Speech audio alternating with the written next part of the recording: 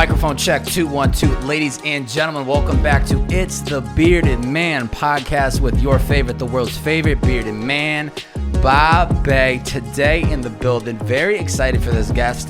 If you've been listening to any of these solo podcasts, you know that your boy recently got tatted, and by the Alexis Xol, and she's here today. The infamous. Woo! Woo woo! She's back. It's actually crazy because I know we were just talking about this before this podcast, but we first connected on my old show, Purpose in the Youth, and that podcast came out March 21st of 2018. So long Pretty ago. much 3 years ago at this point, and you just rewatched the podcast. I did. It was definitely a trip. How'd it feel? It was cool. It's like very interesting to see baby Alexis and my point of view on everything. Obviously I'm still the same person. I still think about the same things, but definitely my outlook and my mindset have changed a lot on everything in general. Plus, it's interesting to see me in the beginning stages versus where I am now. I feel like I've had a lot of growth. Yeah. So it's very cool. Well, at that time, very humbling. Definitely. Yeah. At that time, you probably. Was that maybe right when you just started? Because I know you had started working at the shop and then started to get into like actual tattooing. So was that probably right when you actually started tattooing clients? Yeah. So I started learning when I was 18. And then obviously I was not very good for like the first 2 years. So we had the podcast when I was 20. I was barely starting to like just figure it out and stop like not being bad. Yeah. Pretty much like that was probably my first year of actually like figuring it out and being decent at tattooing. Well, you gotta start somewhere. Even when I think back to the podcast I was then, that was probably episode 80 or something. Yeah. And I still was just like trying to figure my shit out. Like I can't even re-listen to this podcast. I'm like, I know. What the hell was I saying? Like, what are you doing, guy? But you kind of have to weirdly enjoy the early stages of like not knowing what you're doing and knowing that like, yes, I have a lot of work to do, but this is a stepping stone, and now to look back on it 3 years later, it's just like crazy. It took me a minute to watch it. I didn't really want to watch it. I was like, So that was like the pre-hype for this. You're like, where was my mindset at knowing that you're going to do the podcast? Yeah, I wanted to watch it before coming in to do it again just to see where I was at, but it's very humbling. Yeah. How much, so the mindset thing that immediately catches my attention. I love like the energy you post through social media, and I think sometimes we can say social media, like it causes all this trouble for people or like the comparison trap, blah, blah, blah. But then there's also the upside of like, for me, this is how I met people like you. I reach out to people through Instagram DM. I find incredible people and I consume incredible content all day long. Right. On top of that, because of like, I'm very aware of who I'm following and what I'm consuming. I love seeing people like you who are like, yes, you're a tattoo artist and that's your passion, what you do, but you also like, you share stuff that's very like uplifting and you're just like, this is my mindset. This is how I feel. Like, where does that come from? Where did you like learn that kind of mindset? A lot of it was honestly from me following other people that posted very like inspirational posts and that I would see that would just inspire me to want to share it with people. And I also think that now having a higher following, it's important to want to spread that kind of positivity with other people. I did it at the beginning, maybe like once or twice. I would post things here and there. Sometimes I didn't want to post anything personal or anything that wasn't about tattooing. But then I realized once I started posting stuff like that, I got so much positive feedback and so many people that I didn't even know were messaging me and telling me like, thank you so much for posting this. Like I needed this today. And like you said, a lot of people just absorb everything that's on social media. And so, if people are going to follow me, I want them to also see like what kind of person I am and my outlook on things, not only about positivity, mindset and stuff, but like I'm sure you know because you follow me, I post a lot of like my political views and stuff like that. I love the t-shirt. Thank you so much. I appreciate it. Which is important to me. So I want people to know that it's not all about tattooing. Like if they're going to follow me, I want them to see like the kind of person that I am too. Yeah.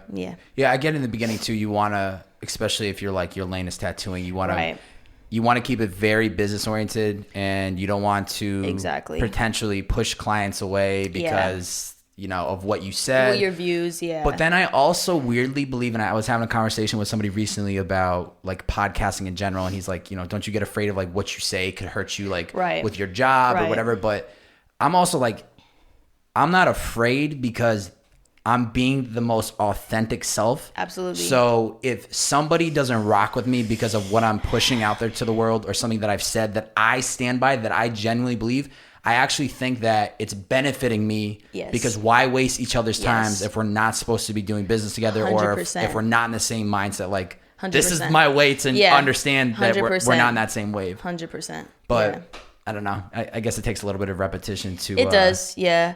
I think that realistically too, like I want to surround myself with people who are just as positive as me, and I want people who are following me and watching me to be just as positive. So if people have a problem, even like, I don't want to say that about politics that it's an issue, but like sometimes I get a lot of heat for like political views that I post or stuff that's happening in the world right now, especially like Black Lives Matter stuff that I support.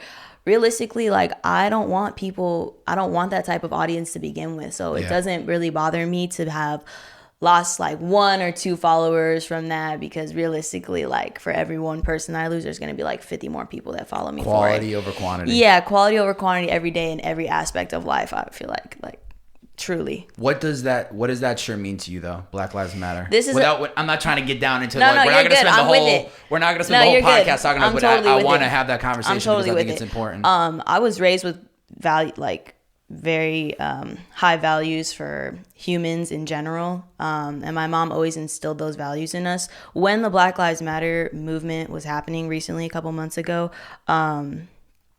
I felt very like passionate about voicing my opinion about it, especially because I have a bigger following, that I thought it was important to use that instead of just allowing, like just pretty much staying quiet. And then I made these shirts and I sold them for profits. And then I donated the money to different like Black Lives Matter organizations, which was really awesome because I was able to donate a lot to like transgender Black communities, and also like helping children, like people of color and the youth, for education and housing and food. So it feels really good, honestly, in general. Like even apart from Black Lives Matter, like being a human, being a kind human makes me feel good, and helping other people makes me feel good, regardless of their race or gender or age or whatnot.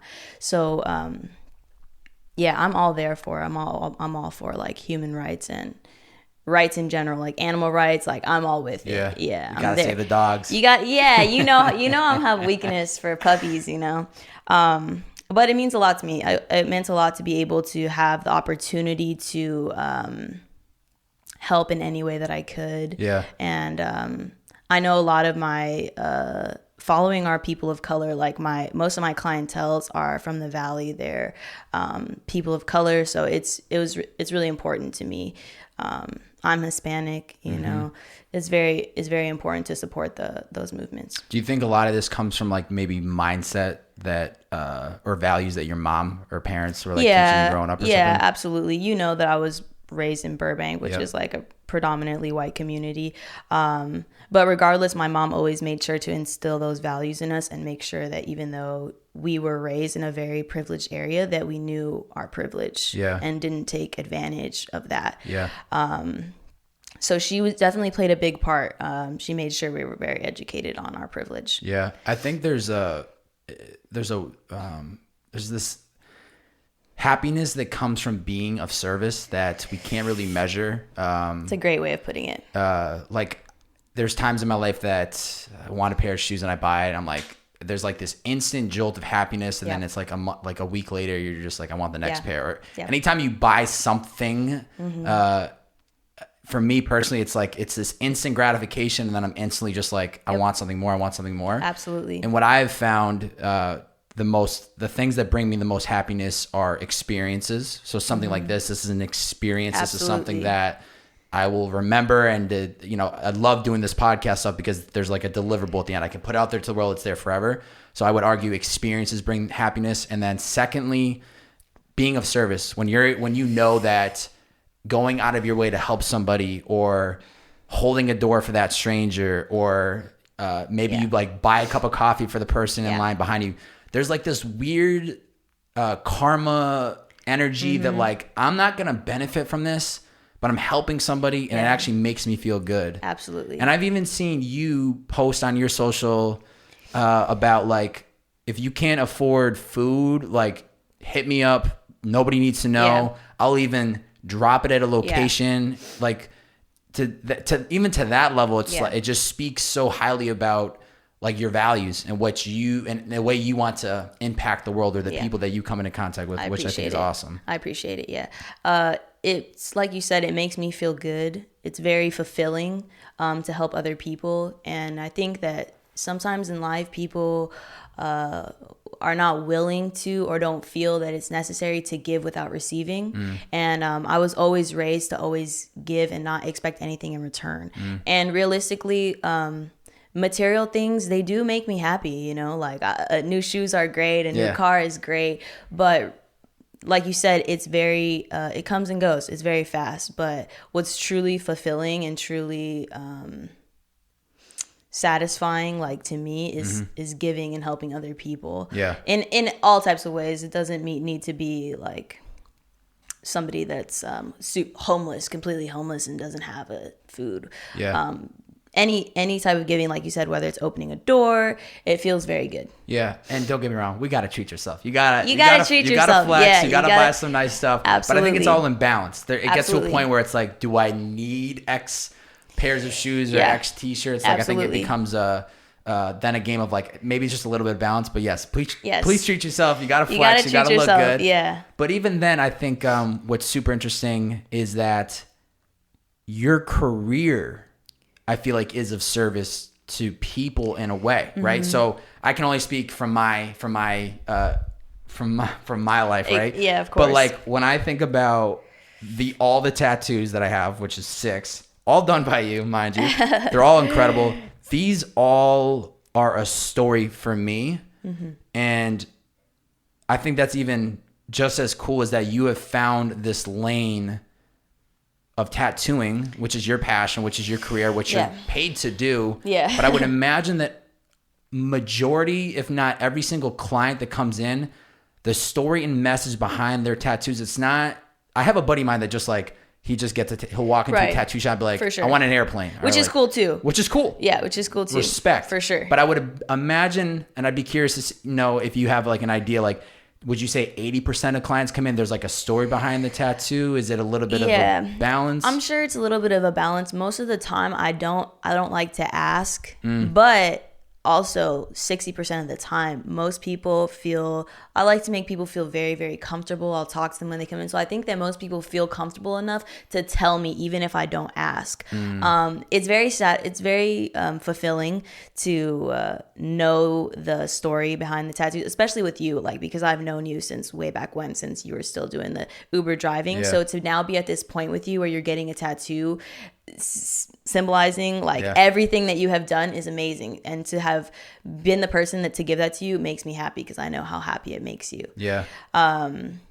But yeah, most of the time people do tell me their stories, and a lot of it is not like, I don't see them coming, and I don't think you don't know people, you know what I mean? Like, I mean that in a sense of like, you don't know what people have gone through or what people are going through. And so it's important to listen. Respect the boundaries where it's like, you're not going to go fishing and asking like, well, never. Why do you want to get this tattoo? Like, never. what's the story? But allow them to create a space where it's like, if they wanted to tell you and you know, open up about what it means, then they can do that. And my customers know too, like, I feel like once they open up a little bit, I'm so open ears and so caring and so wanting to talk through with them that they feel very good at the end of the session. They feel like we're friends pretty much. And I think that's partially part of your personality is that you're very open, you're very you're gentle with the customers, or you give off that energy where this tattoo artist is more than just somebody that's there to make money and have you leave. Like, you're there to 100% embrace the experience. And I want them to feel that way, and I like the experience just as much, you know. It's just as beneficial for me to sit down and meet new people and talk about different topics. So it's just as beneficial. Like, I enjoy it just as much as they do. Even in just like the last call it 3 years since the first podcast. Yeah. How has that journey been of you finding like your like style? Because I can't really remember where you were at when we first did that podcast, but like I feel like you really have found your aesthetic and like your just like who Alexis Xol is as a tattoo artist. But how has that been in trying to figure out what that identity? Yeah.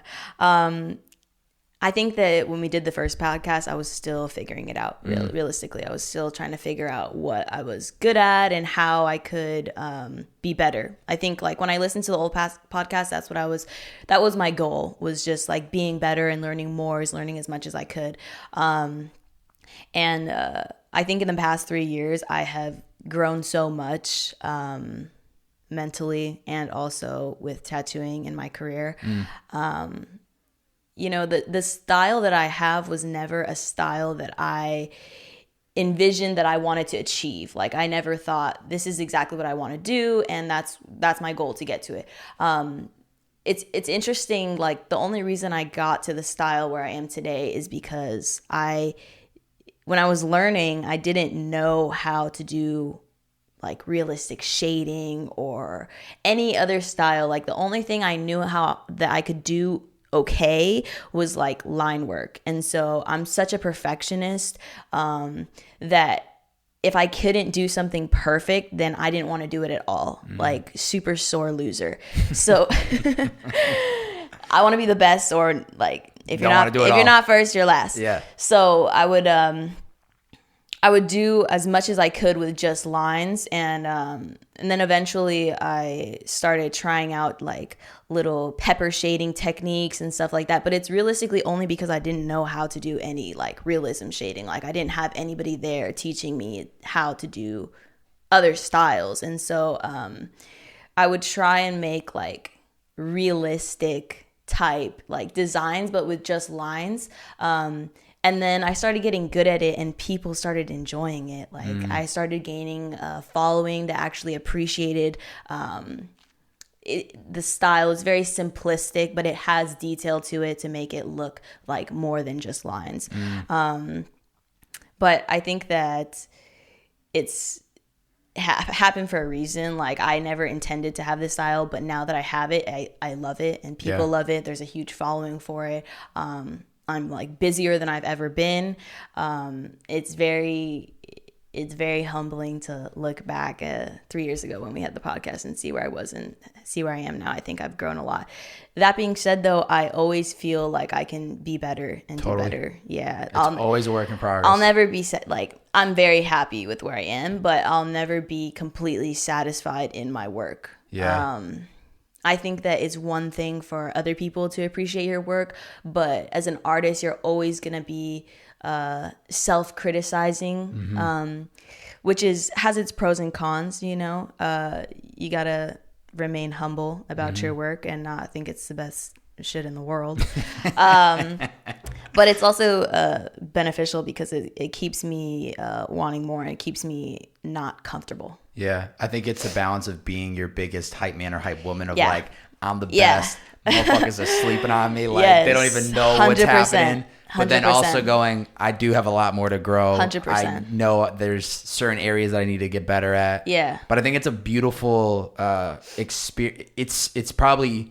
It's surreal now because you kind of found the lane, and you're going to obviously keep doubling down on that. 100%. But there's like that weird path of like figuring it out, which in the moment in time, it's so much like anxiety of like, it doesn't even matter tattooing or podcasting. It's like you have an idea of like where you want to go. You have no idea how you're going to get there or like what the path is going to be. But then you consistently do something for an extended period of time. You make a lot of mistakes. You have some wins, and then you're like, wait, this is like the direction I need to go. And then you feel like you're unstoppable. Absolutely. Because you don't care what anybody else will say. You're just like so zoned in.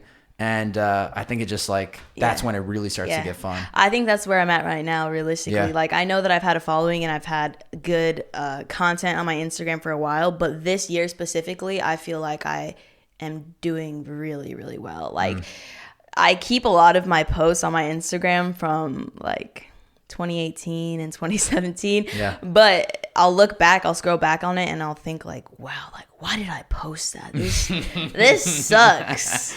It's important to keep that stuff though, because it shows you your own growth. I know. Like some people want to go back and delete like their past work, which I get, especially you get to a high level branding wise, like everything has to be accounted for. But I really think there's something beautiful about like being able to show it all. And like, especially for yourself to scroll back and be like, this is the shit that I thought I was hot with. Like, I know. What the hell was I so thinking? Bad.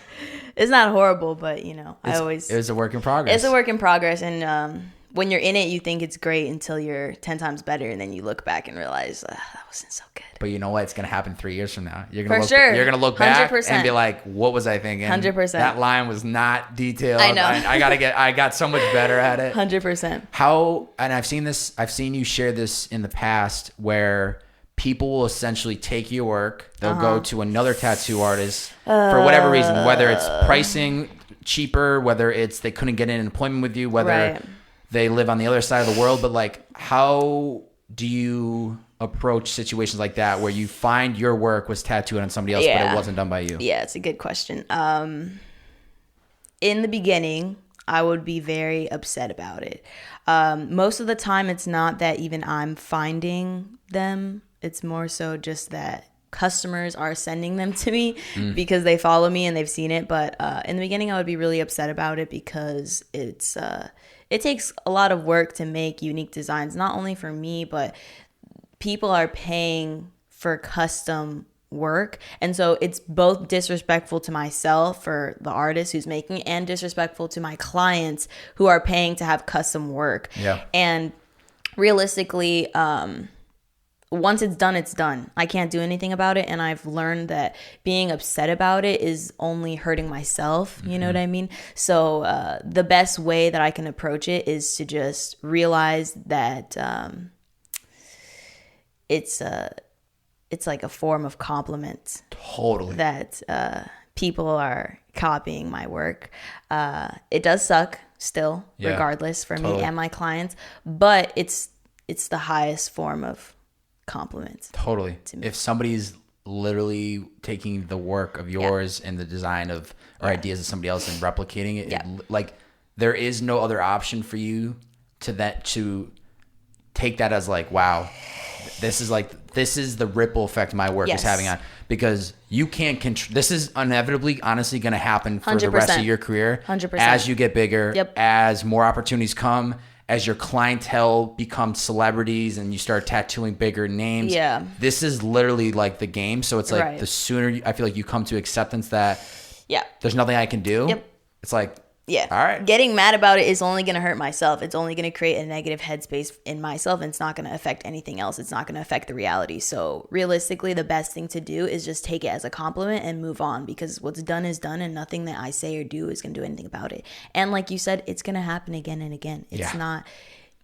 It is what it is. Yeah. This is what you're signing up for. This is what I signed up for, I guess. Yeah. But I take it as I try and take it as a positive thing, regardless of the reality. I think it's all about the lens of which you see something. Do you see something as a positive? Do you see something as a negative? In a situation like that, I feel like you have to. There's only one option, which is to see it from a positive lens. But also, I think it just speaks to clearly the desire people have for the style of work that you do, which is incredible. Yeah. I think it was probably 2 weeks ago. It was definitely the week after I came through and got some of my pieces. You tattooed, I think his name is Grayson. Grayson. Yeah, Grayson Dolan. Yeah, the Dolan. Now he's a TikToker, I believe. Or I could be wrong. I believe so. Okay. Yeah, I think they were like they blew up on like Vine first, and Vine. then they were on then now they're like big YouTube stars. Cool. And TikTok, I'm sure they're on like a lot of different platforms. Cool. So my thing is that it's the reason I even just call him out is that I think it speaks to credibility, right? Mm-hmm. So sure, he's a great guy. Yeah. If Grayson was not doing what he's doing, he would be quote unquote, just a client walking in. He's a human being at the end of the day. But 100%. I think to a certain extent, it's like even in my past, when I get like these high level guests that have came in for a podcast, it elevates my brand. It elevates me. People take me more seriously. Like, oh, this isn't some freaking Uber driver podcast and he's getting some big time guests. So there's beauty in like when you get somebody like him who is a star and people know him. I also, and we've talked about it before, you got people like Post Malone following you. It's only a matter of time before you tat him. But what do you think has been the formula for you getting some of these bigger clients? And and the Grayson's just one person that I know of. I know that you do and have done like you've gone to higher celebrities or higher level people. You've gone and done personal tattoos. I think there is social media. You did Mike Stud before. I did Mike Stud. So it's like, how do you get to that point where people now really want you? Yeah. You know? Yeah, good question. I think that, first of all, I don't want to not give myself credit because I think a lot of it is that the work stands for itself. 100%. 100%. Oh, that's a definite. Yeah, appreciate it. Totally. Another factor is realistically like networking, is that so many of my clients that I have are friends of other clients or people who follow me and then they tell their friends to follow me. Is a lot of networking. Mike Stud was actually like a homie of one of my clients, and then he just ended up like, I think you know him. You know Foley. Yeah, yep. Foley's a great guy. So he was actually my client first, and then he ended up hooking me up with Mike Stud, which was great. And then I kind of think that's how Post Malone followed me too, because I know Post and Mike are like homies. It could be. It's a ripple effect. It's a ripple effect. To this person, they connect you to their homie, and then it's like this chain that just keeps going. The Dolan twins was actually like another connect from one of my different homies. He does like tooth gems, and he hooked me up with the Dolan twins. But when I went to go tattoo the Dolans, Grayson, I haven't tattooed the other one, but Grayson, I tattooed him, and then his brother came out and he was like, "Is this your work?" And I was like, "Yeah." And he's like, "Dude, I've had this saved in my phone for like 6 months." No way. Yeah, so that was super tight. So I think a lot of it, the work stands for itself. People see my work online one way or another, whether it's through being on their feed or their explore page or one of their friends like tag them in something. And then it's like 50-50 networking and also just from having good work. And yeah, I'm definitely, we got to make sure that's established. The 100%. work is there. But the thing 100%. is, these clients wouldn't be wanting to have you tattoo them if the work wasn't there. So you have to obviously deliver a high quality product for people to want it. And then it becomes like you were saying, it's like this like domino effect of like, you're building good relationship with current clients, which then kind of volley you into some of the other bigger clients, and it's just a ripple effect. Yeah, the first time that I tattooed Grayson, like a lot of other people that he's homies with, like hit me up to tattoo them. So now it's just adding on and on, which is great. I'm so appreciative for the opportunity. And on top of that, they were super cool people. I've never met them before. The Dolan twins are super nice. Yeah. So it's great. It's a good relationship. Has there been anybody yet that you've tattooed that you couldn't believe you were tattooing them, or is that something you can't really share? No, not yet. I would tell you if I did. Yeah, not yet. Probably in the next. I want to tattoo Post though. I know he follows me. I know he sees my work. So I'm trying to like, I'm just playing it cool. Yeah. You know, I'm gonna just let the universe do its thing. But yeah, I'm just appreciative in general to have like high-end clients that fuck with my work. Totally. Yeah. You didn't choose to be born and raised in the Valley, but I think it's such a blessing to be born in such an incredible city where there's just so much opportunity, and there's many like movers and shakers of any industry. Yeah. So I think that's also like, you didn't have a choice. Blessing. You just like happened. 100%. This is where you were born. This is where you were raised. But just to be born out here and, you know, based in North Hollywood, like it's such a hub for like, it's just, it cracks me up. I'm very lucky in all aspects, especially being able to be born here. Like, a lot of my clients aren't even from here. A lot of my clients are from all over America. They fly in to come get tattooed by me. And my clients always ask me like, "Are you from here?" And I take it for granted, really, because this is all I've ever known. So I do realize now how big of a community Los Angeles is, how much opportunity like California, Los Angeles in general has. But I definitely take it for granted for a while. I just thought like, when you're little, you think everybody's from here, from where you're raised, you know. And I would imagine too, maybe being raised in, I think, specific parts of LA, you probably have a lot more natives where maybe a lot of people that are born and raised in Burbank. Like that's just it's where they were raised. Yeah. I think there are definitely pockets of LA where there's more local residents versus like people like me, transplants, we come and we go to like that's what they call us. We go to the big spots, Santa Monica, Venice. We go to like the glitz and glamour West Hollywood. Then I think some places like Burbank, you might have more people that were born and actually raised there, and they've stayed there straight through it. For sure. I love that you did the 40K giveaway. Yeah. Where it's like you've done this in the past. I think you did one at 25K. And then it was the next one at 40K. So I just think when people, it's actually a great example of you being of service, right? Like you appreciate the people that are supporting you. You want to give back. You do these contests, and people can tag, and there's like this whole thing, and it's like a week long or whatever. And it's just incredible. Like people get a free tattoo for tagging some friends and liking your photo. But what kind of inspired you to want to do that? Where it's like you're not necessarily financially benefiting, for sure, but it builds a community. I think the people that are following you appreciate the opportunity. Sure. I think that I did this one recently, the 40K. I think a lot of people were just, the energy in the world is sad right now. And I wanted to create an opportunity for people to have something to look forward to.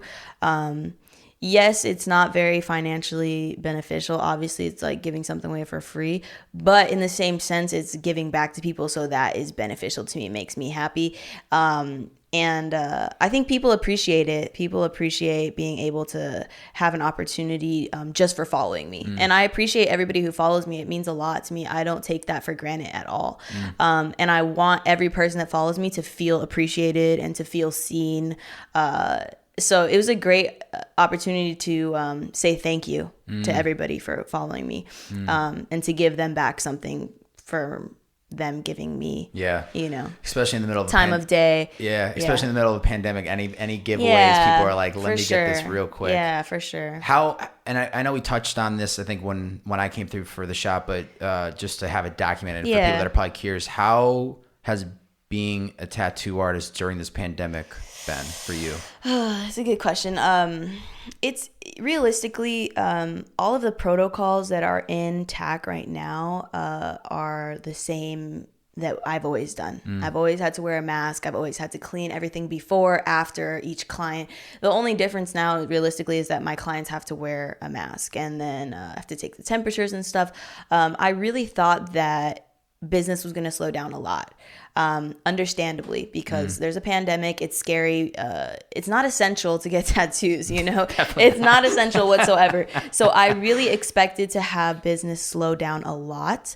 But I think that because people have a lot of time on their hands right now, that they want to do something to make themselves happy. So I've never been busier. Yeah. Thankfully. Yeah. And I think I'm very blessed to feel that way. Because people aren't able to do a lot of the things, the vacations, go to the bars, the restaurants, they have more money to spend. So they're like, let me invest in myself. That's another thing. Let me put this on me. Yeah, for sure. It's a blessing to be able to have a job, still a steady income right now during this time. I know I don't take it for granted. I know how blessed I am to be in the spot that I am. And so it's a good opportunity to be able to tattoo right now. Yeah, you're making it work, and I love. I'm making it work. The fact that you already are booking out through middle of next year, 2021, just blows my mind. I'm just as surprised, Bobby. I'm not. This isn't regular. It's not regular for me at all. Like usually, I book a month or two in advance. It's also because I'm cutting down the amount of clients I have. Like usually, I'll take 2 or 3, but now I'm just taking like 1 client a day, if that. Just because I'm just as scared. I don't want to come in contact with that many people, anyways. Yeah. But yeah, it is crazy. I never imagined that I would be in the position that I am today. And we got to make sure for people listening, if you want a tattoo appointment, don't hit her freaking merch website email. I know. You got to hit the email that's in her IG bio. I was dying. I was a little heated. I'm not even gonna lie. I was a little heated. I haven't even looked at it because I don't want to look at it. I already know there's gonna be like 40.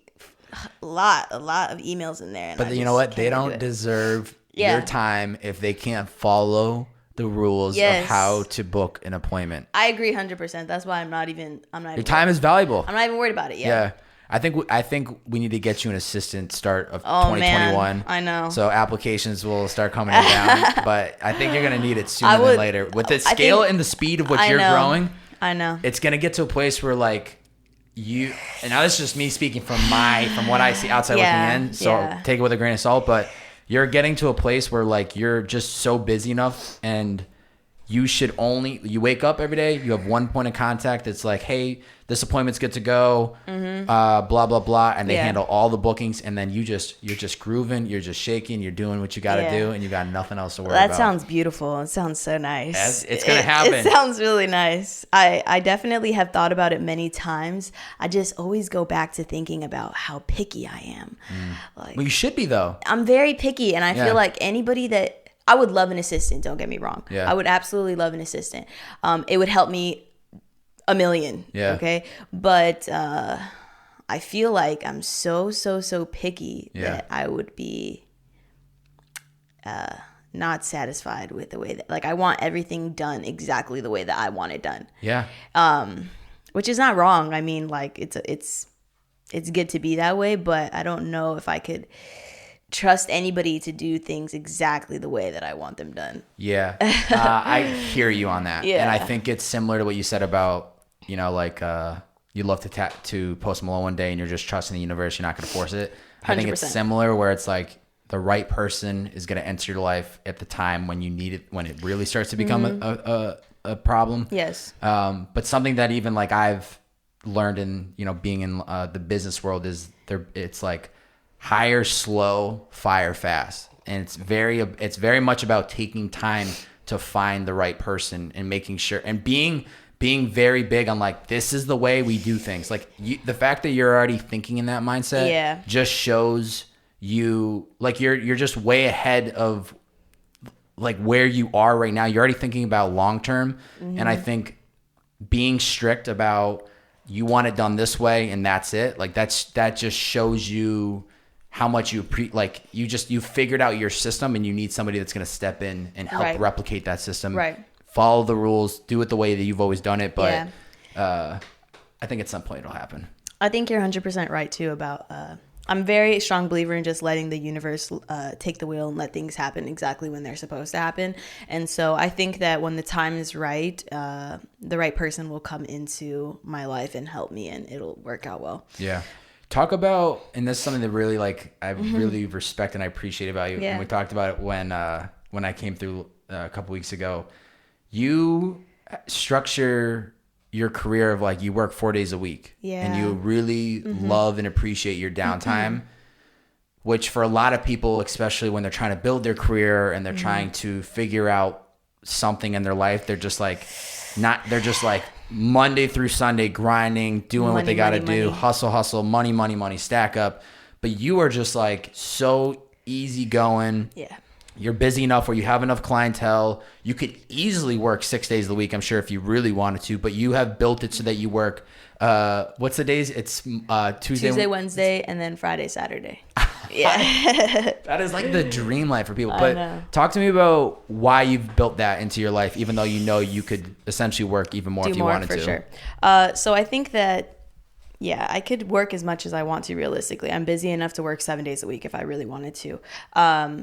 When I first started tattooing, I was so honed in and so focused on accomplishing goals and getting things done and not worrying about anything else, which is important. It's gotten me to where I am, and I'm happy that I did it that way. But sometimes when you work every single day to achieve a goal, time goes by really fast. Life is moving fast already in general, and I really have to remind myself to focus on other aspects of my life, like enjoying myself, slowing down, enjoying the day, appreciating little things about life, because life to me is not all about achieving goals, about getting to a certain point in your life, because I don't think that achieving things does make me happy. I love it, I appreciate it, but once you get there, what else is going to make you happy? What's the next goal? And to me, I think that achieving physical things, physical goals do make me happy. But in the meantime, I still want to be fulfilled in life. And life is like fleeting constantly. Yeah. And I really think about that all the time. And so I have to remind myself to take time off of work, because it's not all about accomplishing goals and having hella followers and having hella money and cars and whatever. I have to remind myself to slow down and sometimes force myself to take days off to just appreciate the day. Even if I'm not doing anything in the day, even I'm just sitting at home like watching TV, to me it's important to enjoy the day and to slow down and not want to just go all the time, even though I could make more money if I want to work more days. And even if I'm not doing anything, I appreciate having that time to myself. I appreciate waking up and not having a schedule for the day and being able to do whatever I want, even if it's just sitting at home. And so to me, it's about balance. I'm blessed enough to have so many clients that I can work whenever I want and set my own schedule. And for right now, especially with the pandemic, it's important to me to have balance and to not work every day. Even without the pandemic, I would be doing the same thing. Yeah. That's kind of the mindset where I'm at now, where I so much more appreciate balance, and I block off for sure Saturday for the last like 4 months is just like amazing. No fly zone, like nothing. If I'm going to commit to something, it's like going out to brunch, like going for a hike. It has to be something that's like not work related. Yes. So, but it took me burnout to find the balance.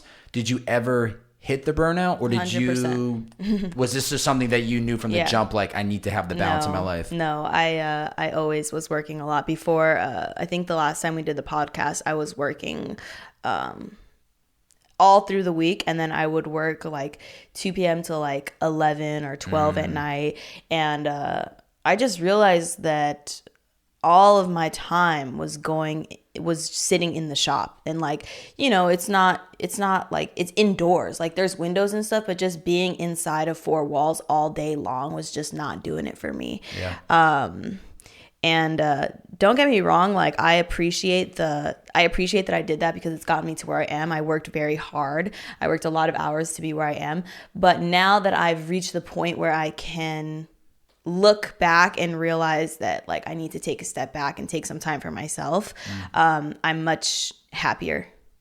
Yeah, I think everybody has to go through that phase where you're working way too much, and then you kind of get out of that mindset, or you finally get to a place where you can kind of slow down a bit and actually enjoy. But I think it's one of those things you have to weirdly go through to figure out, and then realize like that was the like you know best. I could never live the lifestyle. I'm like, how the fuck did I do that for 3 years of just like driving like, and I have no regrets, but now I'm at the place where like I know for the rest of my life I'll never allow myself. So it's like short term. Yes, 3 years sounds like a lot, but in the long term of my life, that was a very important moment for me to realize. And now for the rest of my life, not allow myself to get to that place where there is no balance. You have to go through it to appreciate having free time now. Yeah. And I'm much happier with the way that things are. I'm very happy. I'm curious. Has there ever been and this is actually a question I had from my other roommate, Steve. We were talking about, obviously today we were doing this podcast, and he said, ask her this question. I'd be curious. Where is the most awkward body part that you had to tattoo, and what was the tattoo? People always ask me this. Good. Okay. We're going to document it. And forever it's locked in. It actually just happened this year, a couple months ago. I tattooed this guy, Trevor. He's super fucking cool. Great guy. He's actually an amazing artist. I think you saw a couple months ago, I was posting on my page like this house that had hella fucking art everywhere. Yes. Trevor. Okay. He's an amazing artist. You got to give him a follow. He does great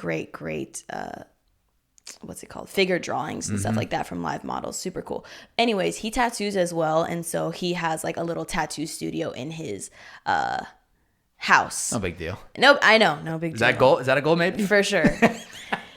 Beautiful house. Beautiful house. It's huge. There's fucking art everywhere. It looks like a museum. Okay, I would love to live there. Anyways, so he asked me to come over to tattoo him. So I went to tattoo him, and we did this huge, like, they were like swords, like pretty much like across his belly, like across his belly button, but they went all the way down to like literally right next to like his ball sack. Okay.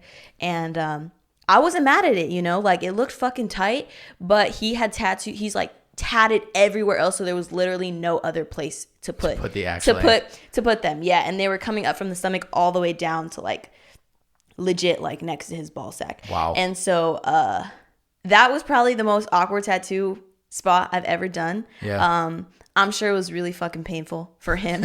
I made sure to let him know that it was gonna be a rough time. But he did fine. He went through it great. It came out cool. But I just never did that one before. That's for sure. Has anybody ever hit you up about like other parts of the body and you just like, hey, I can't do it. That's out of my comfort zone, or? Not really. I think if anybody ever did, I would just tell them no, or I would charge them like an arm and a leg.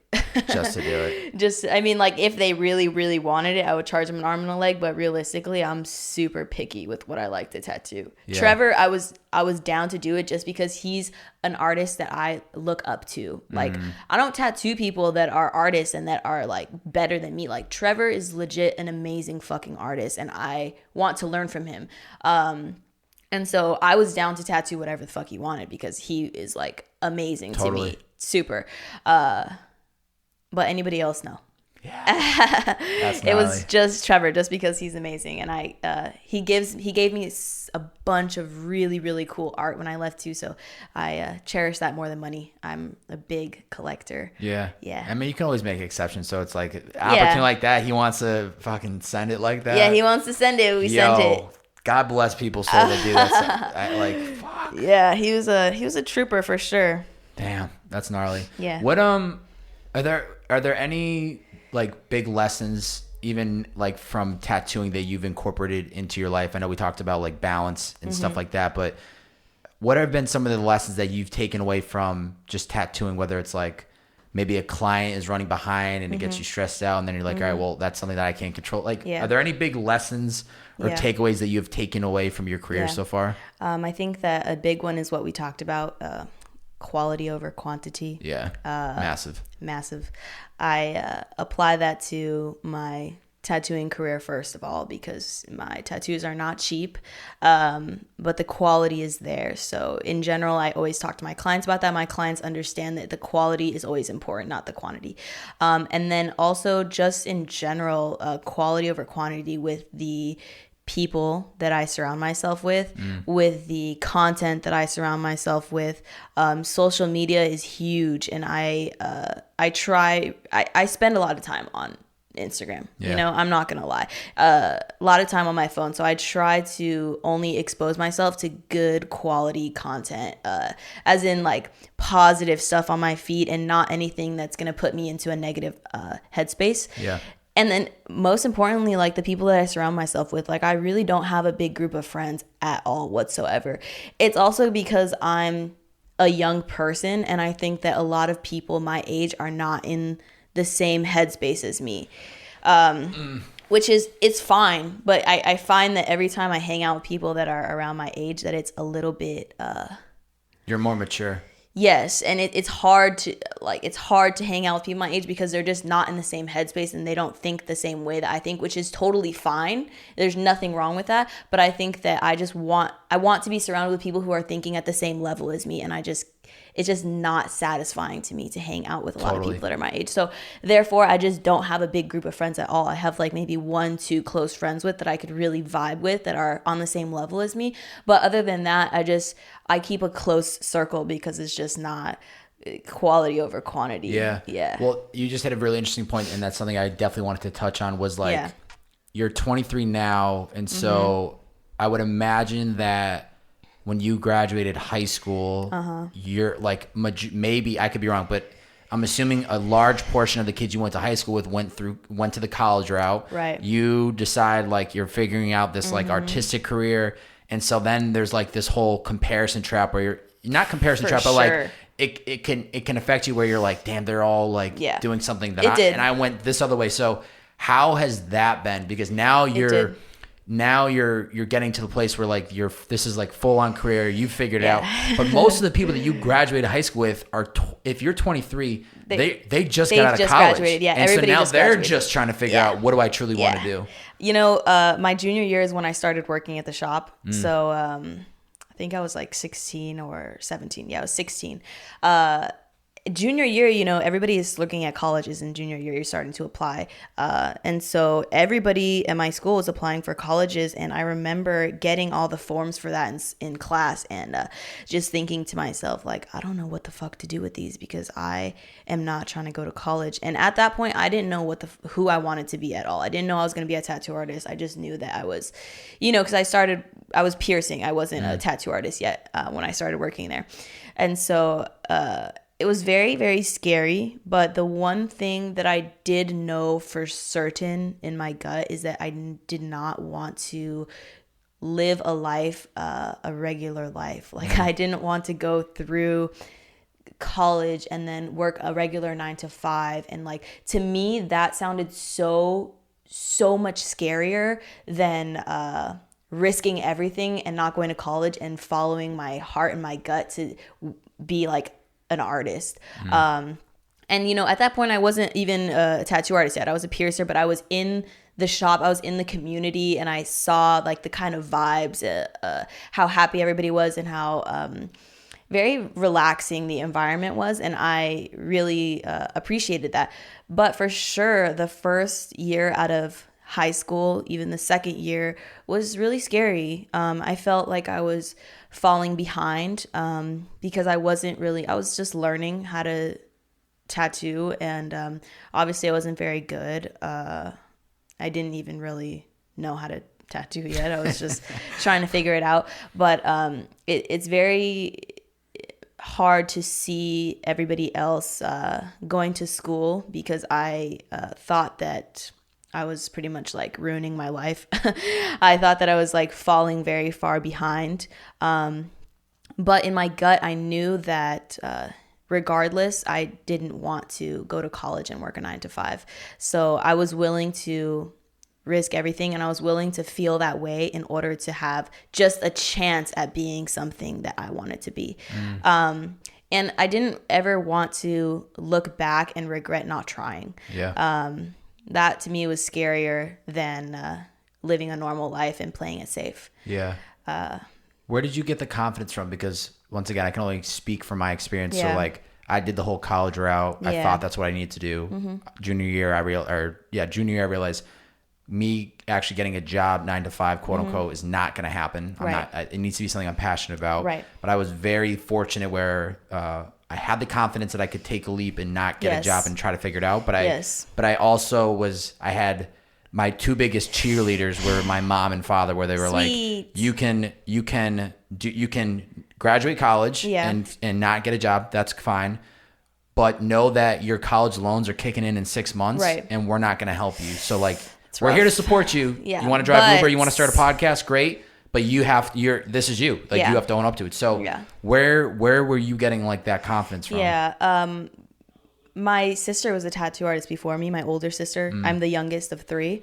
And she had already been working at that shop, and I saw she made it easier for me to kind of slide in and feel more comfortable in that environment. If it wasn't for her, I would not feel comfortable being a 16-year-old girl in a tattoo shop filled with a bunch of like older men, because realistically, it's just not people are going to doubt you regardless, especially being a really young girl. So she gave me a lot of confidence, but also just like my mom didn't really give me confidence at all, because she was always, even when I did work at the shop, she would tell me like, oh, like you can work there, but you should go to college still for a backup plan because it's not going to work out forever, you know? And I value her opinion a lot. And so that really made me feel like, fuck, I'm ruining my life. Like, what am I doing? But deep down in my gut, I knew that I did not want to go to college and work a 9 to 5. And I was willing to risk all of that to be successful in what I wanted to be. And I think we talked about this last time, is that I didn't want to give myself a backup plan. Like I wanted to give myself no other option but to make it happen. So not having the support of other people only pushed me further to making it work.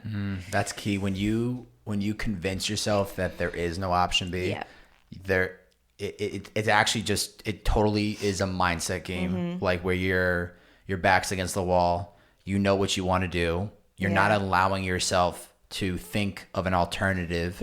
And you're just moving forward. And that was something that I ingrained in myself when I started podcasting, was like, I have no idea what I'm doing. I have no idea where this thing's going to take me, but this is the road I have to go. Like there was, at that moment in time, and even while I was getting into the podcast game for like those first 2-3 years, there was no option B. And I really believe that, especially all the incredible people that I've met through podcasting, that is the mindset.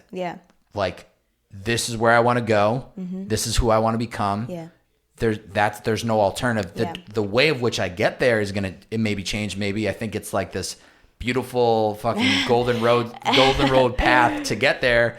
But in reality, it's going to be this windy road of unknown and like emotional roller coaster. Right. But I am going to get there. Yeah. And I think that realistically, your mind is your biggest enemy. Like everybody has doubts in themselves. You can hear so many other voices where whether it's like other people's opinions or just your own doubt in yourself. It's natural. It's human to have that, but it's really important to just focus on the positive voice that's telling you like, this is what I'm going to do. And it takes a lot of courage and,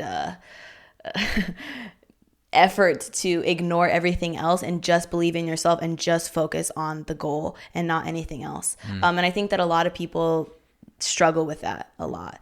How have you gotten stronger with that? Because I think that's something that takes repetition, it takes time, and it takes effort. Yes. How have you gotten better at listening to the positive and ignoring the negative thoughts? I think that at the beginning it was very hard, especially being younger and not being very good at tattooing. But I think that what's made me better is just being consistent and repetitive in what I want to do. And also now seeing all of that pay off and seeing the hard work pay off only proves to me that all of that was worth it and that is the mindset to apply to everything pretty much. And so I'm still human and I still think negatively sometimes, but I've realized that what's more beneficial is to see the positive outlooks on things, and that not listening to the negative voice inside your head really is beneficial, because you're only hurting yourself by thinking negatively. Well, I like to think that battling that negative and positive mindset or thoughts in our mind is similar to like working out or anything that you're trying to get better at. You have to put in reps. You have to consistently work on it. It's not something that's going to happen overnight. It's something you have to consistently work on daily. But then I also think in order to do that, it goes back to like the whole social media, the people you're surrounding yourself with. Are you surrounded by people that are growth mindset and they're like thinking of like, oh, Alexis, you want to have your own tattoo shop one day? Like, okay, how's that going to work? How are you going to do that? What's like they're trying to like help you where it's like, why do you want to do that? Or they're pessimistic about it. And so then it's like you're weeding out people that don't have that mindset. You're weeding out content or social media that doesn't help you. Maybe you're like watching less stuff on the news because it's never good. But then I think just with time of consistently like listening to the good and ignoring that negative stuff really helps in the long run. 100%. Like, quality over quantity, which is also why I post like positive things, because I want to be that positive outlook that people see in their day. And people appreciate it, you know? I appreciate it when I see it on my feed. And like, most of the time, the shit that I post is from seeing other people post it, and it positively affects me in my day. And so I want to do that for other people. But definitely, you got to have a positive outlook. I'm a big believer just putting out the energy that you want to receive is like the best way to do it, because there's times when I post things that I'm like, I've just gotten to the place now where like I don't question it. If like I'm feeling like something that I want to share with people, I just share it. Yeah. But then there's like it'll be, in whether it's me posting something or whether it's like a podcast that I drop where I'm like, how are people gonna like this? I don't know if they're gonna like, because I'll do a lot of solo stuff, and then I'll get a DM or I'll get a response to the IG story of like, yo, this was like incredible, or like, so then you just get that one person that it actually connected to with, that you're like, this message is out there. People are all saying the same shit, but why is it that this one time that I had to say something or I shared it, it resonated with people? Right, yeah. So I think it's like a reminder too that I've seen in my life where I have to hear the same message or see it 100 times, 1,000 times, but then on that 1,001st, it finally clicks, or something that the way I see things, it changes. And it's like, I needed to consistently see it and hear it. But then it took that one post or that one person where I was like, oh, yes, now I get it. Absolutely, you know? Yeah. I think that me and you get along really well too, because we both have very positive energy. And totally. like I've reposted a lot of your stuff before too. I love seeing your feed. So I'm glad that we were able to meet each other, because I really fuck with your vibes and I love being around you. Hell yeah. Yeah. The love is mutual. Love is mutual. I'm curious, as somebody though that does something creative like tattooing. Yeah. Do you ever hit creative block? Do you ever show up and you're just like not in the vibe? Like, how do you work through that? Especially if you have like a full day of clients coming in, how do you get through the days when you're not feeling so hot or you're not really in the mood to actually want a tattoo? Yeah. Most of the time, if I'm really not vibing with it, if I have a really full day, I'll do a tattoo. And then if I'm really not having a good day, luckily I'm like blessed enough to, you know, I'm able to reschedule if I want to. Most of the time I don't like to. I like to work through it. I've found that a lot of times if I'm going through that and then I just push through it and have the client come in, once they come in and I start talking to them, I'm in a whole different mindset. Like I get very distracted, or I think like, oh, I'm so glad they ended up coming in because I'm actually like really vibing with them and this is super cool. But I mean, it's all about just trying to remain positive and work through that. It happens. I mean, even when I'm by myself and I'm like trying to draw for clients, sometimes I try and draw for hours and then I don't get anything out of it and I just have to like close my iPad and go to bed. Good night's rest helps. Yeah. Sometimes I'm up at 2 a.m. trying to make content and it just isn't, it's just not working. I mean, sometimes it is great. 2 a.m. is a great time to create art, but sometimes it just need a stop and go to sleep and try again and be okay with not making something. Yeah.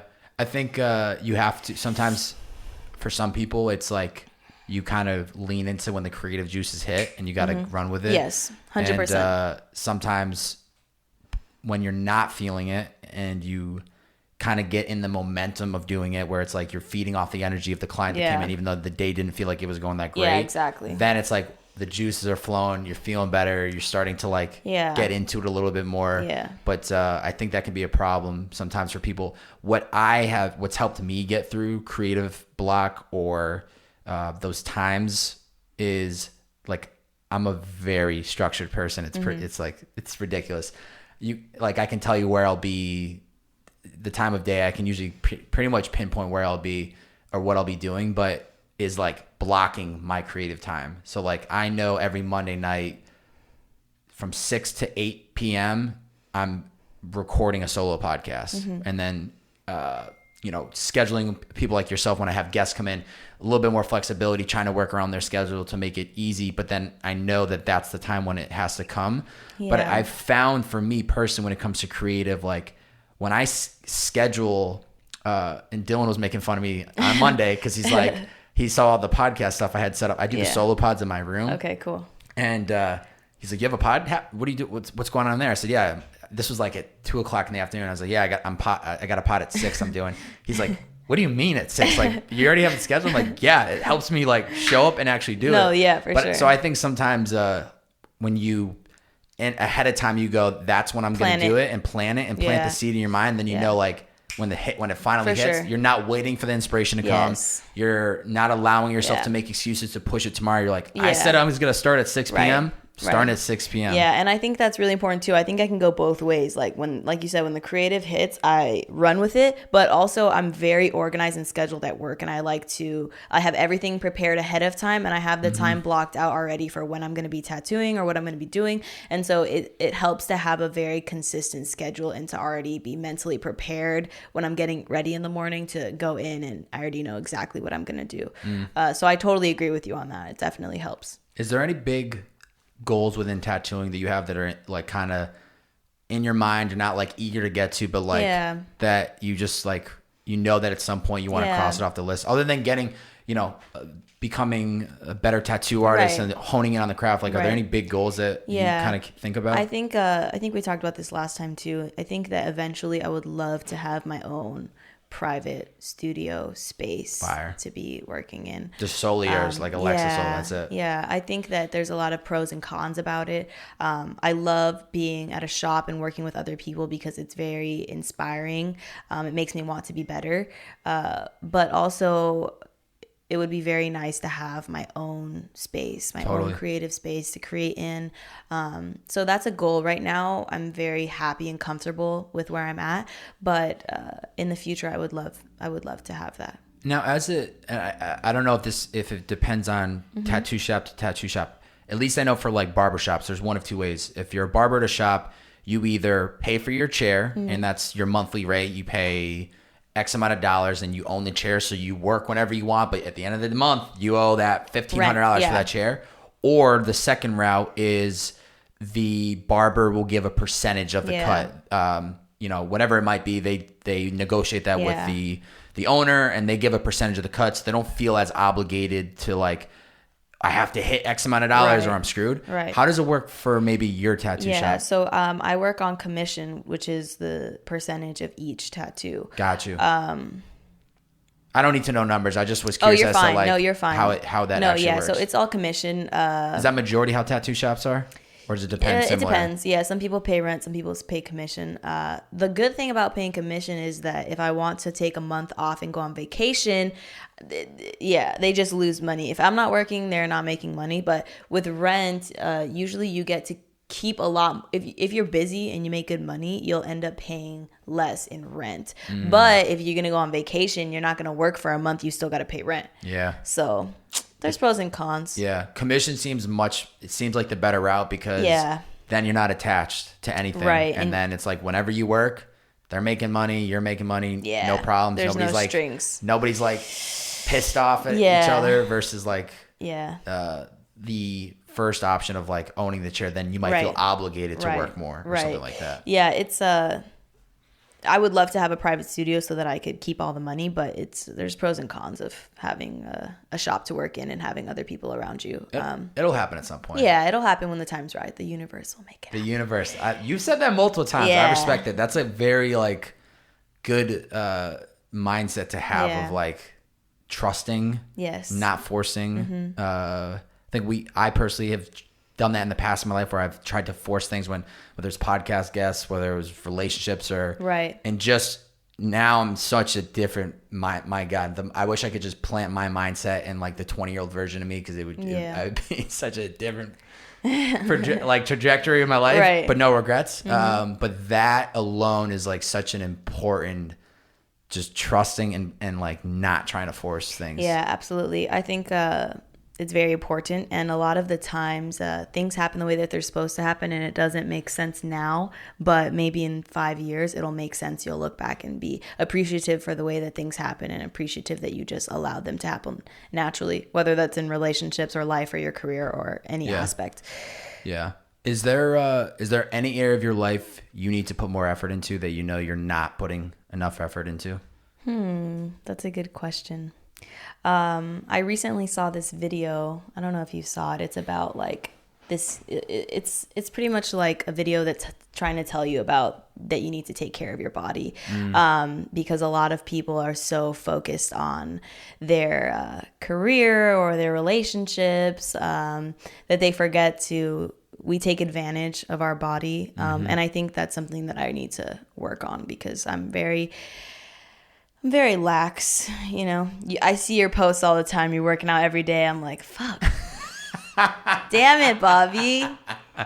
You're making me feel weak over here. No, but I do it because I want to jumpstart other people. Yeah, I want people to see that if I'm doing it, they can do it as well. Yeah, it's like, I appreciate I'm not posting any selfies of me like, I know. like trying to think up some hot shit, but it's that's why I post it, because I want to show people what my day-to-day grind looks like in the hopes that, once again, that 1,000th post, that it finally hits them where they're like, actually, I want to get up and work out today. Definitely. I want to get some endorphins in. Definitely, yeah. I mean, I eat well. I don't eat any, like, I don't eat meat. I'm vegetarian. How long?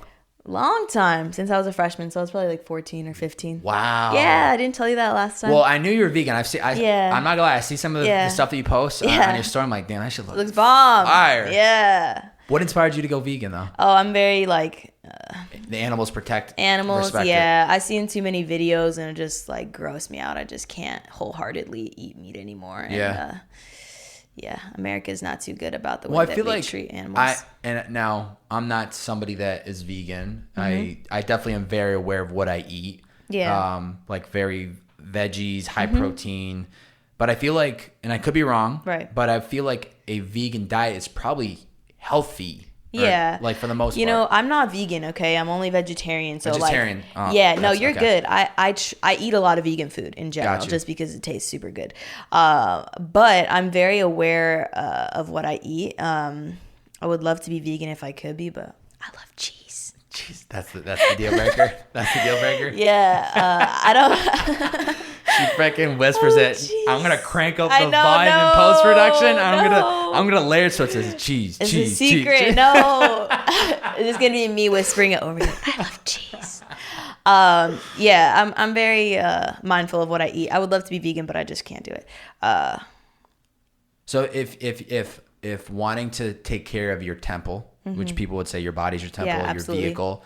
Where do you think you're lacking? What specific? Like, do you want to work out more? I just need to work out more. Yeah, I'm young. I take advantage of just being healthy without trying. Yeah, and so I feel like that's definitely going to catch up to me. I'm super healthy though. Like, I'm very healthy. I just take advantage of being healthy without trying, and so I want to get into the habit of working out.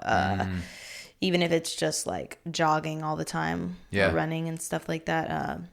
Especially because I sit all day long, you know? At work, all I do is sit, and I work long days, and then, I'm never on my feet. And so I think the key is finding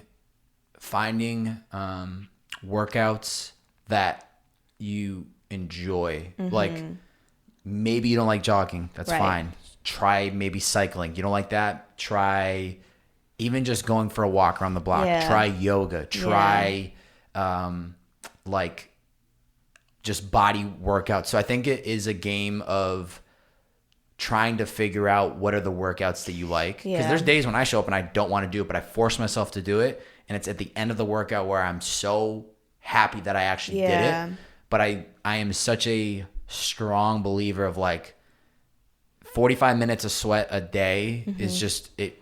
Your mind, even this morning, I walked around the block for 30 minutes and listened to a podcast and just feeling the sun and listening to the birds chirp, listening to a podcast that's like I'm learning from, I'm feeding my brain, getting my body woke because I'm just walking around the block. Like, even just that alone, I felt so much more present, happy. It got me even more like in the zone for this podcast. Yeah. But I'm like such a strong believer that like, even if you're somebody that is not working out at all, start with walking around your block 5 days a week and see how you feel, and then realize like, wow, I actually feel better, and then find something that's going to crank up your heart rate a little bit more and then a little bit more. But definitely. I think just adding in some type of sweat 3 days a week, then 4, then 5, you just feel differently. I bet. Yeah, I think I need to go outside more too. Like I said, I'm healthy, but when I went to the doctor, she was like, Alexis, you need some vitamin D. And I looked it up and it just said you have to go outside more. And I was like, fuck. Yeah. You got to take advantage of this California I have sun. not been going outside. Look, I'm so pale. All I do is sit inside and tattoo all day.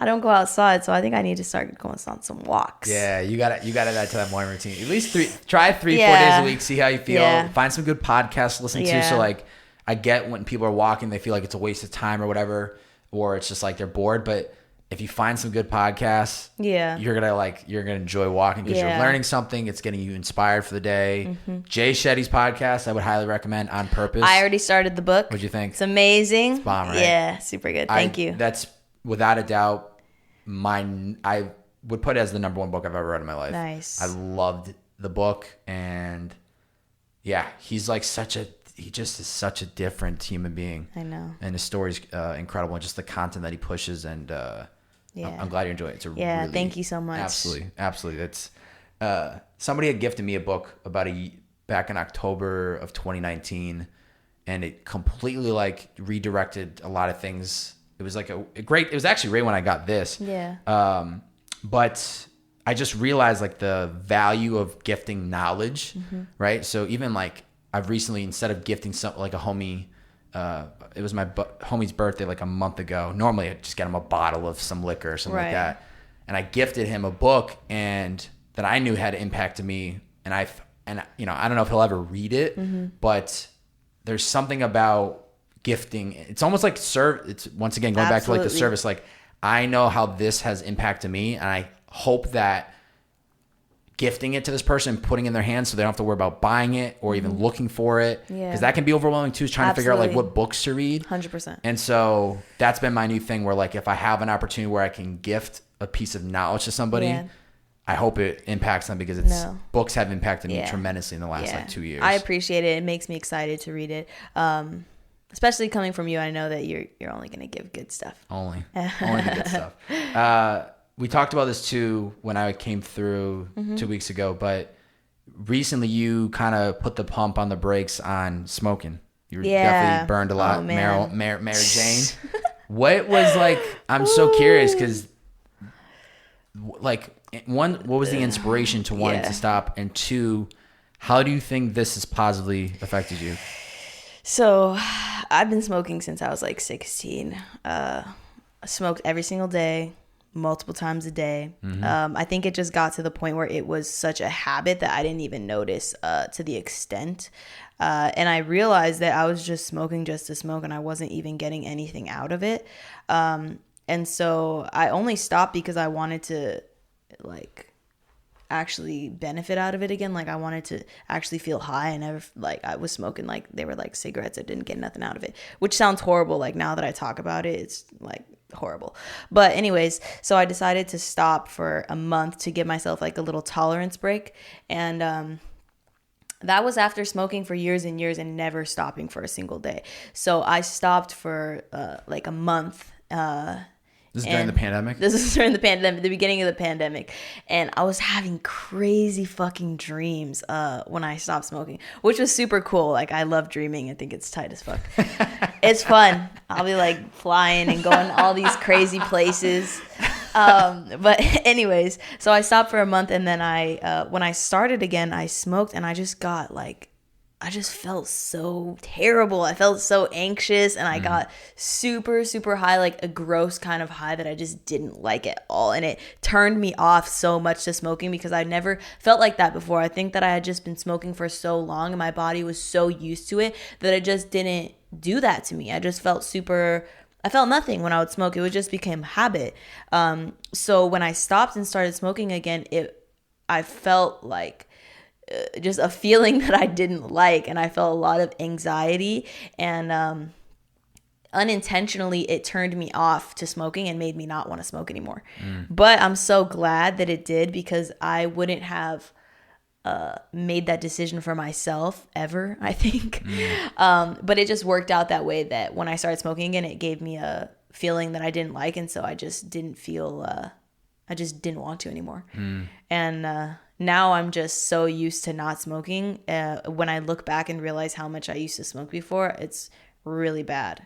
Plus, I'm 23. Like I said, I want to focus more on getting myself healthy, mentally, physically, in all aspects. And so cutting that out was a huge accomplishment for me. And I feel very happy and proud of myself because it's a big feat for me. If anybody who knows me knows how much I used to smoke. I feel a lot more clear-minded. I also think that time moves a lot slower now. I think when you smoke a lot, it's becomes habit and you're high all the time and the day goes by really fast. Yeah. Just because you're not focused on like present in what you're doing. And so I'm really happy. I feel like a whole different person. Honestly, I've never not smoked, so that's very different for me. Yeah, that's huge. I mean, to really like step away from that as somebody who's doing it daily. Yeah, it's interesting to hear myself say it too, because I never thought that I would be in this position. But I mean, it's possible. Anything you put your mind to is possible. And I'm very happy. I feel very clear-minded and my lungs feel great. Yeah. Oh, I bet. Yeah.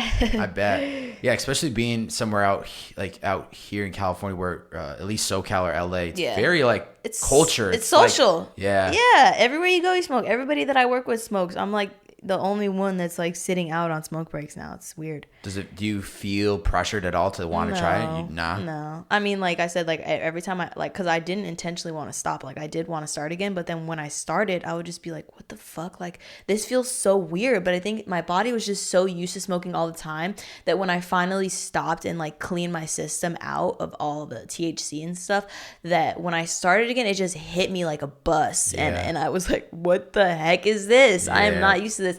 It just wasn't enjoyable for me.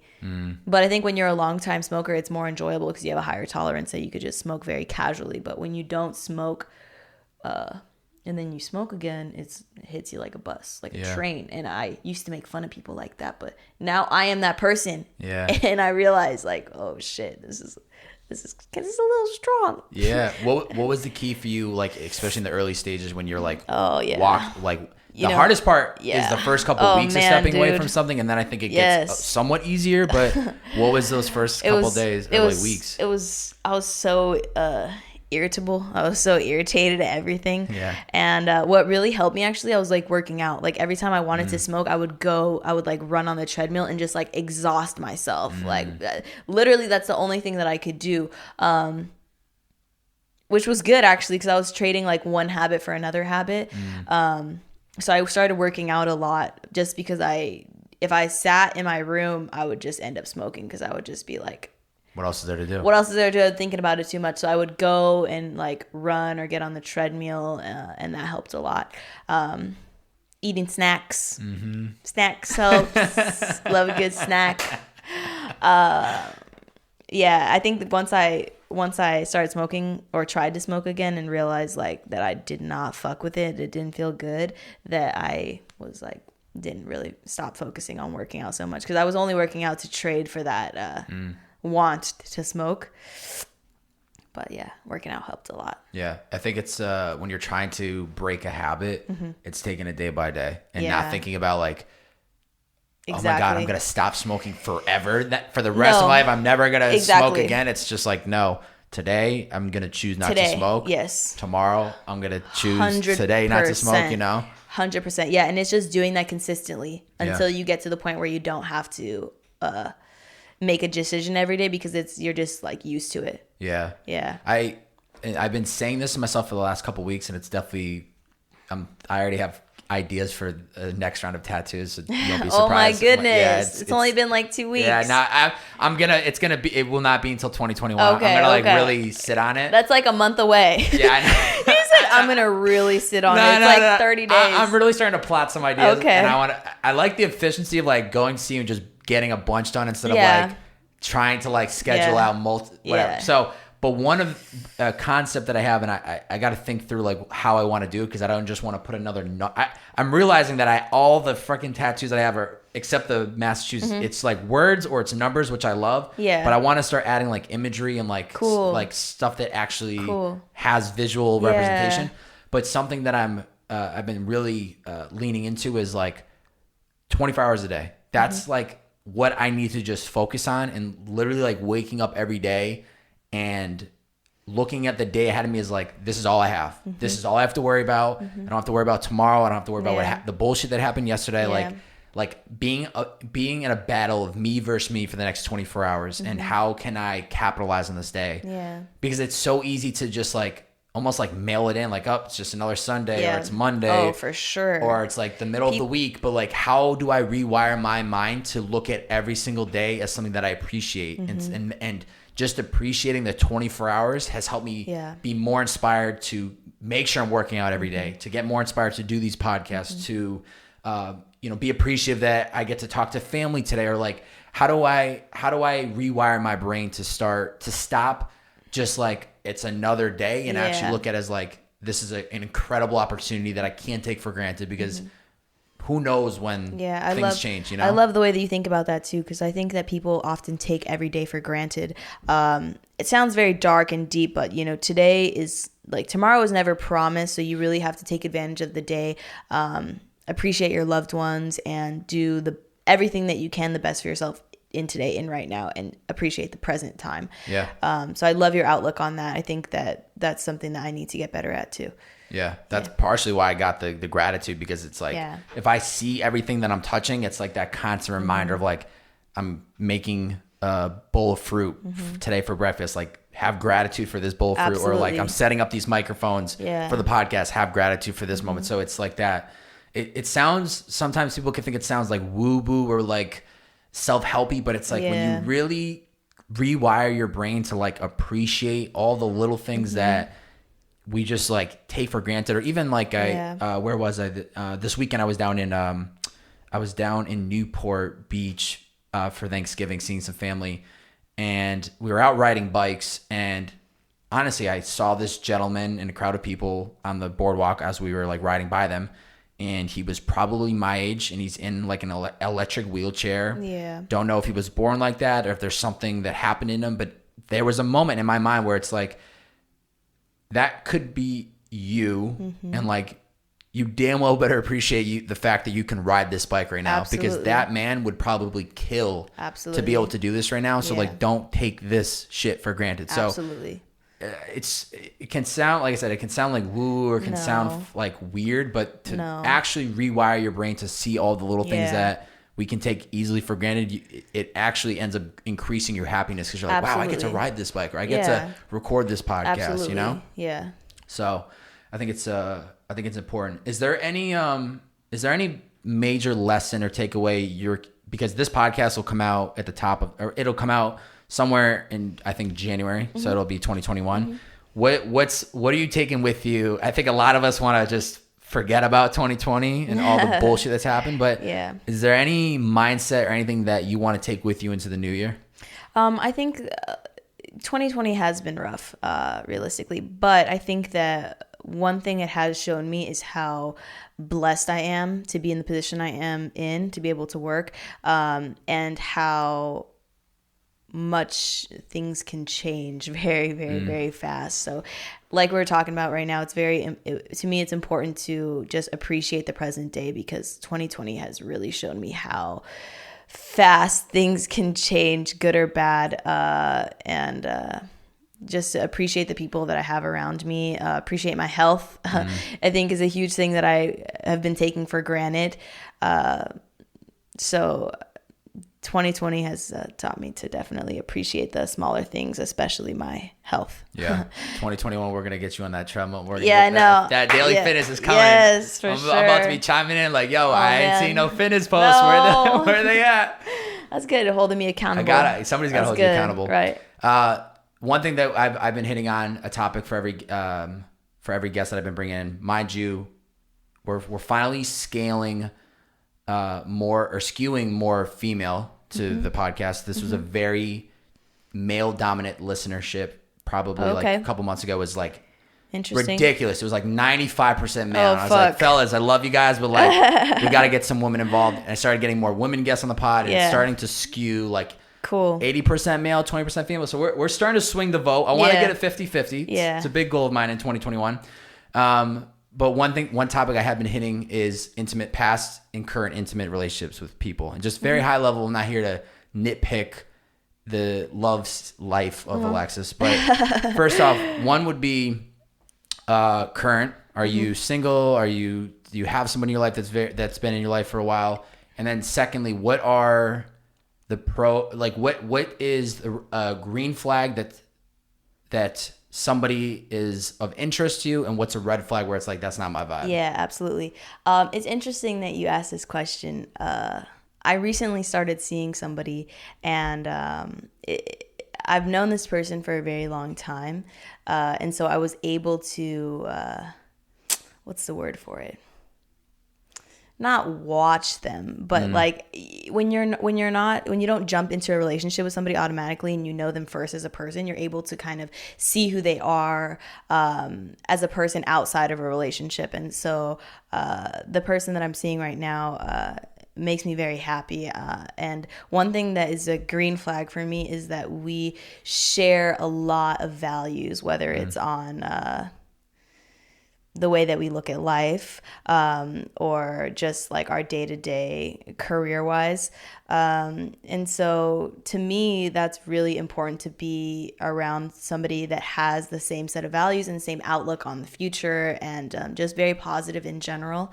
So 2020 has definitely been rough, but it's allowed me to meet somebody that makes me very happy, and I'm very grateful for that. Yeah. What would be a red flag if you were still single and out on the market? Like, what would be something that...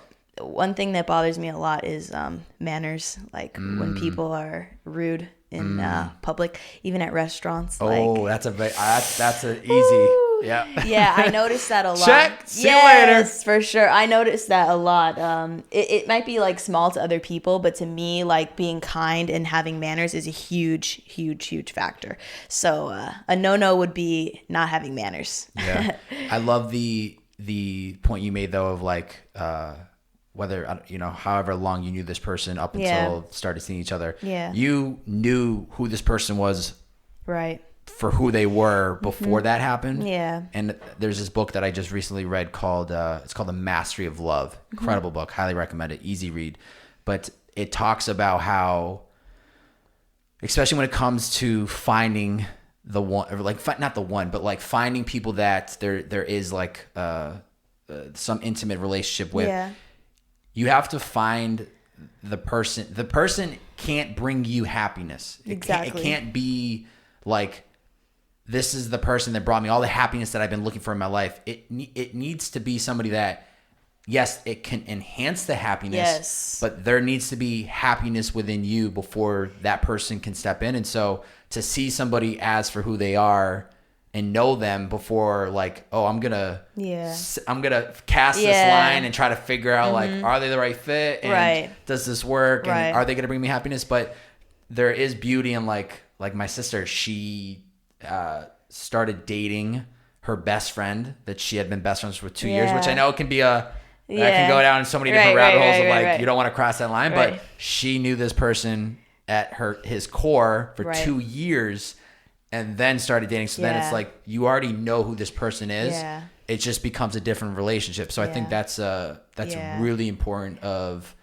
taking the time to get to know somebody for who they really are, because it's very easy to put up this project somebody you're not, and then you find out like, wait, why am I seeing this person? This is not who I thought they were. And I think a lot of people often jump into relationships and then find out who they are versus waiting a little bit and really seeing who they are before deciding to spend time with that person. Especially for me, like I'm very, very picky with who I surround myself with. So it was important for me to take a step back and just be friends, acquaintances, and see who that person was before making any decisions for myself. Yeah, well, it's clearly obvious to me you're very protective of your time. Yeah, absolutely. Whether it's like for business or like having your alone time or like balancing like work and just your regular life. So it makes sense that you're gonna take the necessary steps to be like, is this something I really want to put my time and energy into, or is this not made for the both of us? Yeah. How many tattoos do you have today? Right now? 1, 2, 3, 6. Oh, you do have 6. Are we tied? We're even. Are we tied? Yeah, we're even. Do you have a favorite? I have one on my legs, really big. It's on my thigh. People never see it though, because I always wear pants. But it was done by Justin Hartman. He's an amazing, amazing artist. I've looked up to him since before I was a tattoo artist, but that one's definitely my favorite. If you had to get one today, what would you get? Oh man, I don't know. That's a rough question. Come on, there's got to be something. I hate getting tattooed, honestly. I love that. It's the truth. She does it for a living. Doesn't want to get tattooed. Yeah, it hurts, Bobby. Yeah. All the tattoos I have are like fairly large too, so it always takes a few hours. Right now I don't really have anything that I totally want. I'm a big I love collecting, so I would love to collect from like artists that I look up to, but other than that I don't really have anything in mind right now. I don't like getting tattooed. Nah. It hurts. Just leave it to me. I'll get my little baby. Yeah, people come in and they see me and they don't realize that I'm the person doing their tattoos because I look like a college student. I look like I go to SBSU or something. Oh God. I wouldn't say you look like a college student, but I mean, 23. I guess you could argue that the age that's where you should be or supposed to be. I just mean because my arms are empty. Bare bones. Yeah, bare. I look. What's the one that says that on your finger though? It says "Still I Rise." Yeah, that one's fire. Thank you. That's a good placement for I think a piece. It's no matter what happens, you gotta keep going, keep Still rising up. I Rise. Yeah, it's kind of badass. Thank you. Are you familiar with We Are Not Really Strangers? Do you follow them on Instagram? Oh, no, I don't. Oh, you should follow them. I'll send you their account after. You would be a big fan. It's, long story short, it started out, I don't know if it actually started out as a card game, but it's like their Instagram account is really like a meme account. So like it'll be like, they'll take a picture of like the back of like a white pickup truck and there's nothing on it. And then they'll put in text like, oh, I love that. Like, you don't know how somebody's feeling. It's very that. uplifting, motivating. Yeah. You would be a big fan of it. And so they came out with a card game. You ever heard of Cards Against Humanity? Right. Yes. It's that, but it's about like real conversation. It's like what we're talking. Yeah. Everything we talked about today. It's that in a card game. Cool. So what I do ahead of time before guests come is I bought the card game a couple months ago, and what I do is I pull a card for the guests before they get here, and then I ask them the question. So the question from this game that you got is, what would your younger self not believe about your life today? I love this question. My younger self would not believe that I'm a tattoo artist. Hold on, let me back that up. That I'm a successful tattoo artist. It's funny, when I was little, I would always pray to God or to whoever, whatever people believe in is fine. I would always pray to want to be somebody that people like look up to and that people appreciate, and that is special and unique. Never in a million years did I ever think that I was going to be a tattoo artist. I never thought that I was good enough to be an artist in general. If you told my younger self that I was going to be a tattoo artist, I would probably laugh and think that you're lying. I never see myself in the position I am now. I think people ask me that all the time. Did you want to be a tattoo artist? And I never wanted to be a tattoo artist. I just ended up somehow, some way working at that shop and being around the environment and seeing other artists, and was then inspired to say, maybe I can try and do the same thing. But it was never something that I really thought would happen to the extent that it's happening right now. Was there like any specific job or career though, even like when you were young? I wanted to be a paramedic. Wow. Yeah. Service, wanting to help people. I know. I really wanted to be a paramedic. I took some like courses, but I remember now that I actually like talk to some of my clients, a lot of my clients are like EMTs or paramedics, and it's a very emotionally draining job. So I don't know, I'm very emotional. So I don't know if I would be able to absorb that every day. Yeah. It comes with good and bad, you know, you're a very service to people, you're helping a lot of people, but it's also you're seeing people on their worst days. So it's very emotionally draining. I don't know if I could do that now, but definitely, even when I was first working at the shop, I didn't want to have a backup plan, but if I had to, I probably would have been an EMT or a paramedic. Wow. Yeah. Yeah. Well, I'm glad you added the successful tattoo artist. More than just a tattoo artist. I appreciate that. Very successful tattoo artist. And honestly, I don't even know if I told you this maybe when I came through, but I'm such a like a story like experienced person, story, like everything in my life has to have a story, like even to the meaningfulness of every tattoo. And something that I really appreciate is knowing the person behind who has done this ink. Like, this is shit that I'm gonna live with for the rest of my life, and knowing that it's you is something that I really cherish. And it's not like, I would rather wait 3 months, 6 months to have you do some of these pieces than to just go to a random shop in Venice, where I'm sure there's incredible tattoo artists. Yeah. There's a lot of amazing, talented people out there in this world. But like, to me, it's always about the story. And so to have some of these pieces and whatever else I do get in the future, like to not only do these pieces mean something to me, but even underneath it, to like, when I can tell somebody like, yeah, this is somebody that I met through podcasting, they're like, wait, what? You met this person through podcasting? Right. So even to that level, it means a lot to me. And I cherish each piece that I've had you do. And I just really respect the craft that you have, and I love the energy that you put out there to the world. I appreciate that so much. I'm very glad that we met and did the podcast, because you're just as much as a bright light in my life too. I really appreciate that. We're gonna keep that light fueled up. Before we wrap up this podcast, I allow the guests to put a challenge to the listener. So if somebody made it this far in this podcast, has listened to this entire episode, what's a challenge that you have for them? What's something that, regardless of what they're interested in, industries, passions, I love that. Whatever they're up to, doesn't matter. Cool. What is something that you would like to challenge the listener to do? Great question. I want to challenge everybody who is listening right now to, for the next, whether it be 24 or 48 hours, to try and take everything in their day as something positive, and to be grateful and have gratitude for everything that they come in contact with, whether it be, a cup of water that you're drinking, or somebody else that you see on the street, somebody that smiles at you, opening a door for somebody. Just be very grateful for the day that you have ahead of you, and appreciate today. Ooh, I love that. If they made it this far, if you guys and gals enjoyed this podcast, please make sure, screenshot this episode, post it to your IG story, tag Alexis at Alexis_Xol. Yep.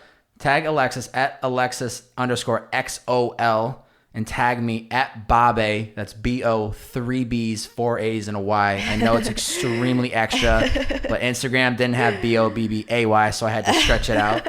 Tag us and let us know what you enjoyed about this podcast, and share it out. It's how we, naturally and organically grow this podcast. But Alexis, thank you so much for taking the time today. This has been an absolute pleasure. And like I said, I respect and I love the energy you put out there. And I love that we were able to connect almost 3 years later. Me too. I think there's going to be plenty more opportunities like this to come. So thank you for being here. Thanks for having me. I appreciate it. Let's go. We'll talk to you guys and gals soon enough. See ya.